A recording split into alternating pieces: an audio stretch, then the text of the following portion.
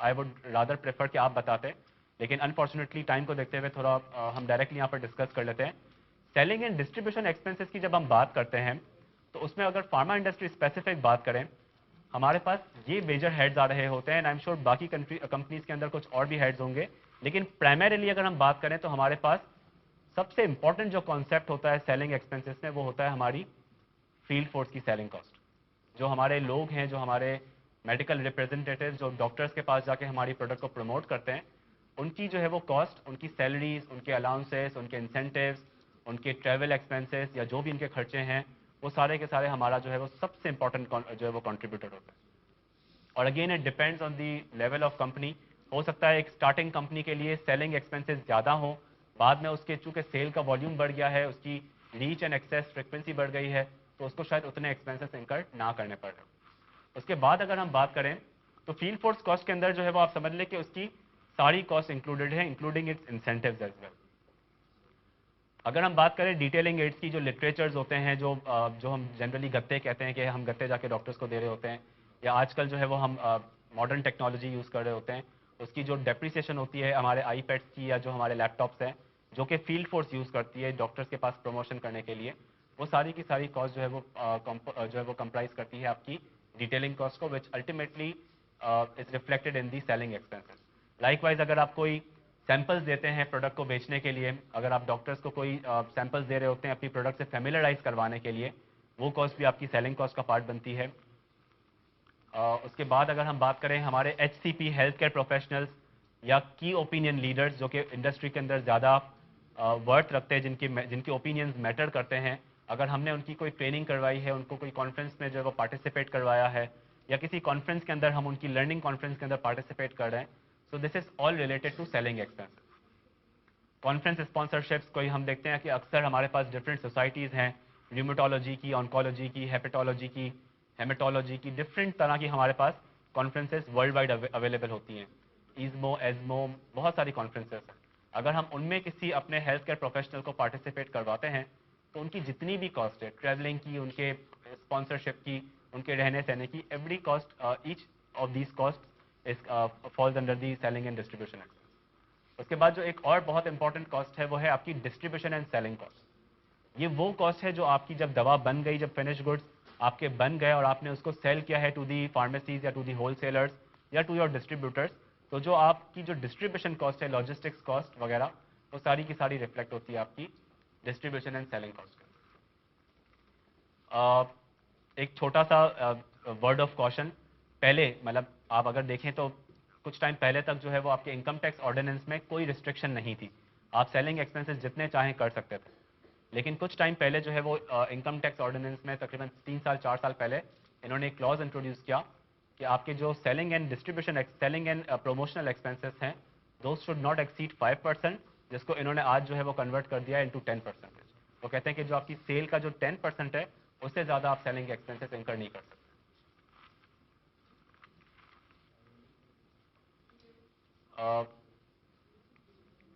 So relating it back to the main slide जो हमने start ली थी हमारे प्रॉफिट एंड लॉस की, हमारी सेल्स हमने डिस्कस कर ली, हमने कॉस्ट ऑफ गुड्स सोल्ड को जो है वो टच कर लिया, हमने जो है वो सेलिंग एंड डिस्ट्रीब्यूशन कॉस्ट को जो है वो टच कर लिया, एंड देन अल्टीमेटली हम जो है वो इन सब कॉस्ट को इकट्ठा करके हम मूव कर रहे हैं ऑपरेटिंग इनकम पर।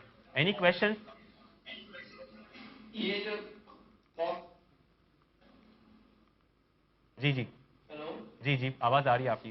कॉस्ट ऑफ गुड्स सोल्ड में आप जो फार्मास्यूटिकल में मेजर इंग्रेडिएंट्स है रॉ मटेरियल्स में imported as industry average imported material कितना परसेंट कंट्रीब्यूशन होता है? 60-40 इन नॉर्मल एवरेज। आप एपीआई कॉस्ट की बात कर रहे हैं, जो कि रॉ मटेरियल्स की कॉस्ट होती है, आप उसकी बात कर रहे हैं? रॉ मटेरियल की कंट्रीब्यूशन कितनी होती है इंपोर्टेड की? देखिए, ये अगेन डिपेंड करता है नेचर ऑफ द प्रोडक्ट पे, लेकिन generally speaking it should be more than 50%। 50% imported होता है रॉ मटेरियल। अगर हम लॉजिकली बात करें, अगेन ये प्रोडक्ट टू प्रोडक्ट वेरी करता है, लेकिन I think 50% would be a decent estimate. थोड़ा हम कंक्लूजन की तरफ जा रहे हैं, आई थिंक टाइम बहुत हमारा हो चुका है, एक्सीड हो चुका है, हम थोड़ा कंक्लूजन की तरफ जाते हैं। जब हम बजट्स की बात करते हैं तो हमारे दो मेन पिलर्स होते हैं बजट्स के अंदर, फार्मा इंडस्ट्री के अंदर, एक प्रोडक्शन बजट और एक कमर्शियल बजट, और इन दोनों को इकट्ठा करके हमारा ultimately profit and loss account बनता है, जो हमने फर्स्ट स्लाइड में डिस्कस किया। प्रोडक्शन बजट जनरली डिपेंड करता है आप कितनी एफिशिएंसीज लेके आ रहे हैं अपनी सोर्सिंग कॉस्ट के अंदर। आप एपीआई पहले लेट से ज़्यादा पे ले रहे थे, आज आपने न्यू सोर्सेज डेवलप करके उसकी कॉस्ट कम कर दी है, या आप अपनी एफिशिएंसीज अपनी मैन्युफैक्चरिंग में एफिशिएंसीज लेके आके आपने उस कॉस्ट को कम कर दिया है। तो वो सारा का सारा डिपेंड करता है आपकी प्रोडक्शन बजट आपका जो है वो उस पर ड्राइव हो रहा होता है।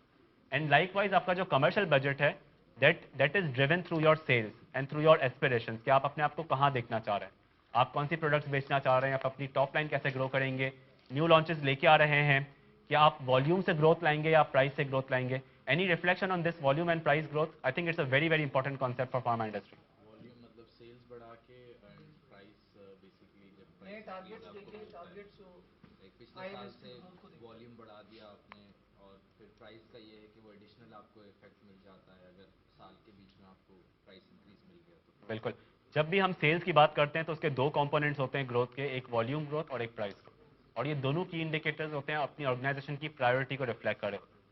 हो सकता है एक ऑर्गेनाइजेशन ऐसी हो जो सिर्फ वॉल्यूम्स ग्रो कर रही हो, प्राइस कुछ ना ग्रो कर रही हो सकता है कोई ऐसी भी ऑर्गेनाइजेशन हो जो सिर्फ प्राइस को इंक्रीज कर रही हो, उतने ही प्रोडक्ट्स बेच रही हो। तो ये डिपेंड करता है, और अच्छी ऑर्गेनाइजेशन शायद आई थिंक वो होगी जो दोनों को बैलेंस करके चल रही हो, जिसने वॉल्यूम भी ग्रोथ ली हो और प्राइस ग्रोथ भी ली।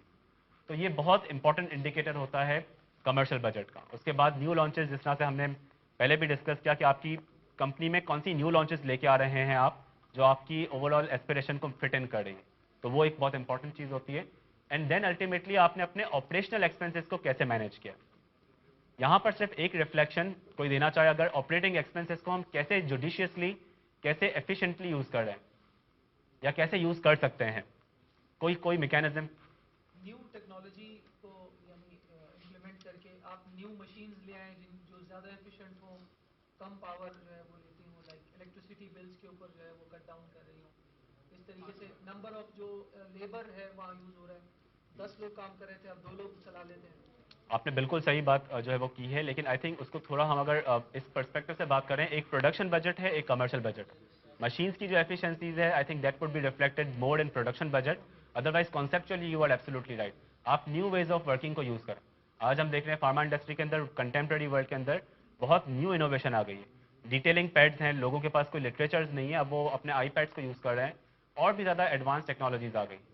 जब आप उनको यूज़ करके अपनी टॉप लाइन को ग्रो करेंगे तो आपकी रिसोर्सेज एफिशिएंटली यूज़ होंगी, और आपकी जो बॉटम लाइन है, जो आपकी ऑपरेटिंग इनकम है, वो एज अ रिजल्ट उससे जो है वो ग्रो कर रही होगी।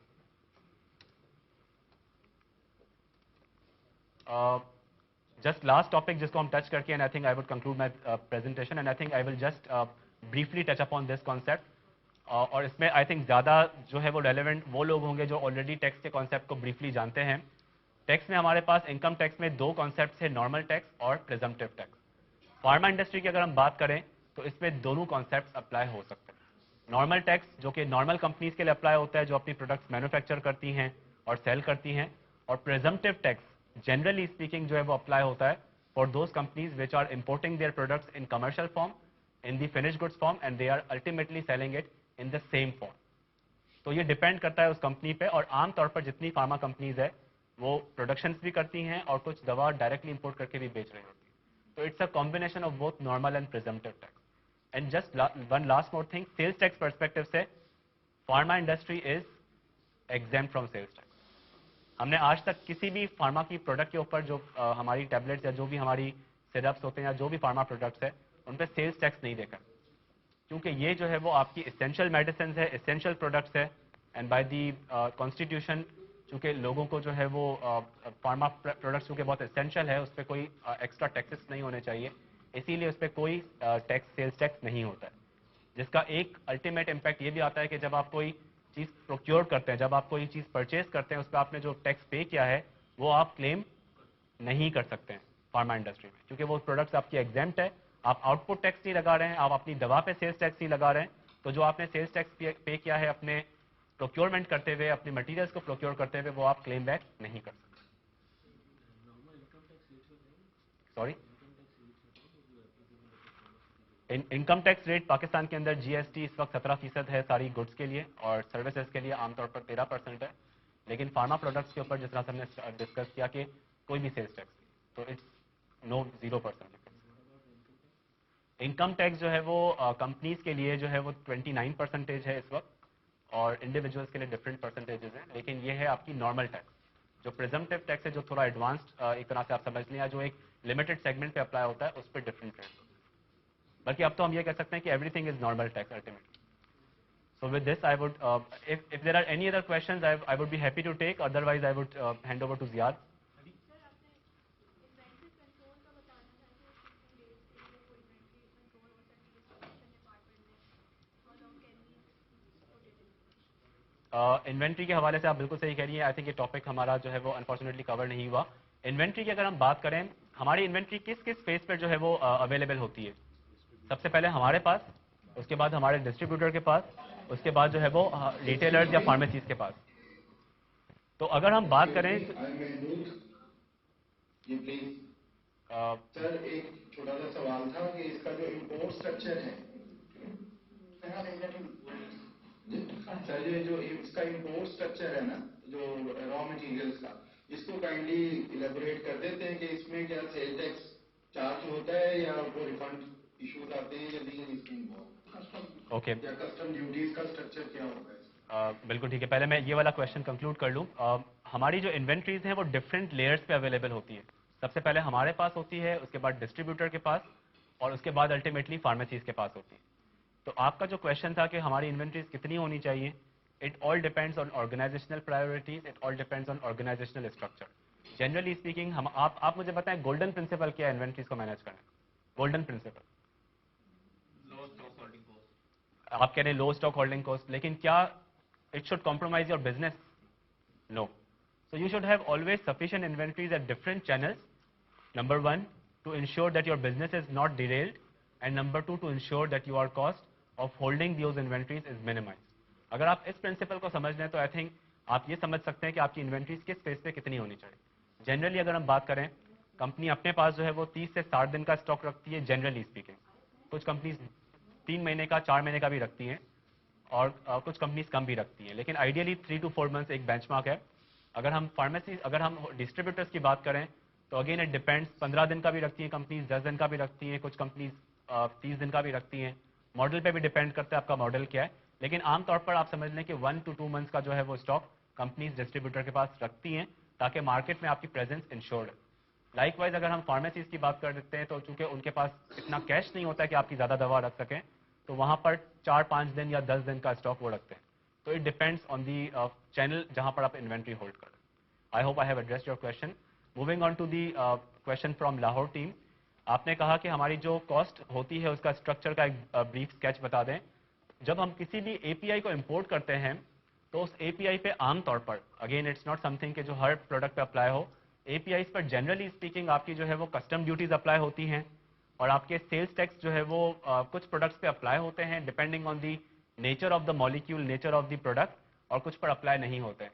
लेकिन custom duties varies from 0 to 20%, even higher than that for different ingredients. Custom duties also applied, and RD cost and freight charges are also applied on various type of the product which has been imported.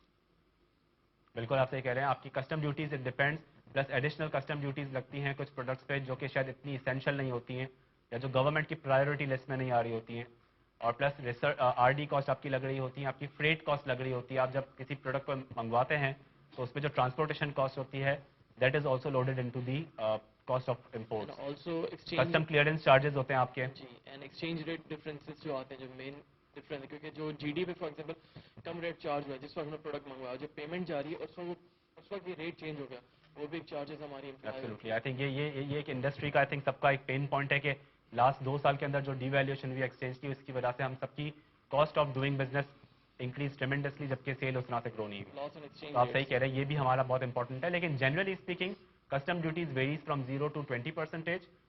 Sales tax कुछ products पे है, कुछ पे नहीं है, जिस पे है उस पे 17% है, क्योंकि वो एक जनरल आपका जो है वो सेल्स टैक्स रेट होता है, और वो जितना भी है वो आपकी कॉस्ट ऑफ प्रोडक्शन में चार्ज हो रहा है।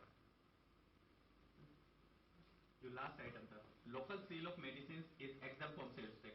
What about local sale of medicines is exempt from sales tax. What about export of medicine?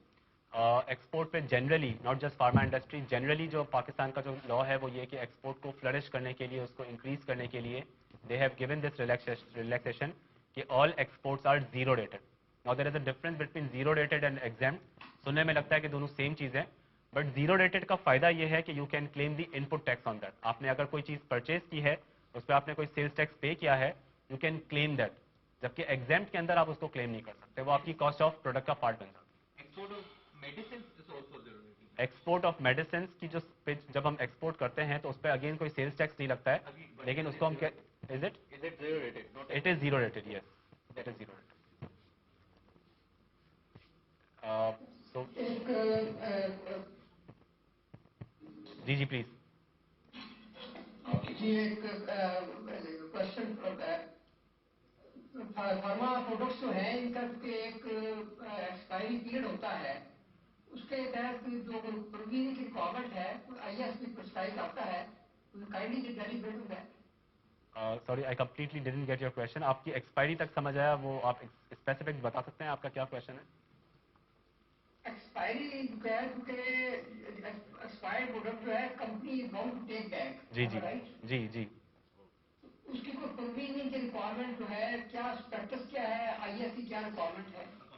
Okay, ये देखें अकाउंटिंग स्टैंडर्ड्स की आपने बात की. आपको जनरली अगर हम बात करें फार्मा इंडस्ट्री में, आपकी जितनी एक्सपायरीज हैं those are the responsibility of the company that is manufacturing the products, generally speaking. Law में मुझे इतना ग्रिप नहीं है कि क्या ये लॉ है या ये एक प्रैक्टिस है, but it is a pharma practice के वो एक्सपायरीज हम सारी रिटर्न करते हैं, लेते हैं और उसको हम खुद एब्जॉर्ब करते हैं. कंपनीज इसको जो है वो ले रही होती है. जहाँ तक रहा सवाल प्रोविजनिंग का, तो it all depends on the IS की भी अगर हम बात करें, IAS 37 इट ऑल सेज कि आप हिस्टोरिकल ट्रेंड देखें कि आपका ट्रेंड क्या चल रहा है एक्सपायरीज का. आप जनरली इसको बेंचमार्क करते हैं विद द सेल्स कि as a percentage to sale आपका एक्सपायरीज कितने परसेंटेज बन रहा है. अगर वो लेट से 1, 2 या 3% जो भी बन रहा है, तो आप अपनी फ्यूचर की सेल्स यानी कि आपकी करंट पीरियड की सेल्स पे भी आप जनरली स्पीकिंग उतना जो है वो प्रोविजन ले लेते हैं, ताकि आप अपनी अकाउंटिंग को जो है वो फॉलो करें. तो प्रोविजन पर्सपेक्टिव से आप बिल्कुल सही फरमा रहे हैं, डिपेंड करता है आपकी historical trend.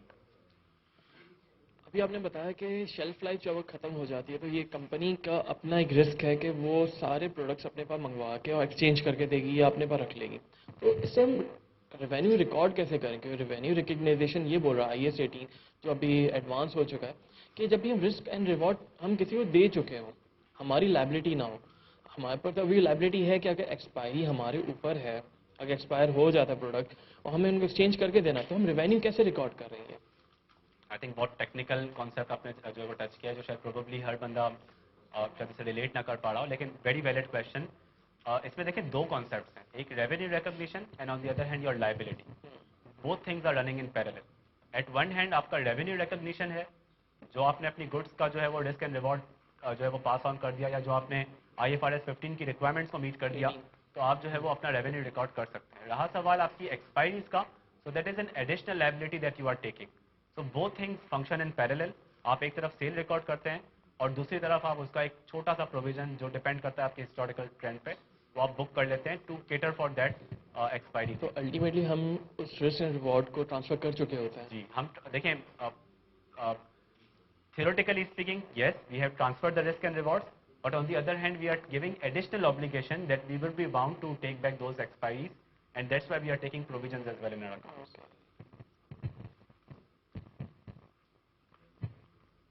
So with this, I would hand over to Ziad. Thank you so much for your engagement and for your questions.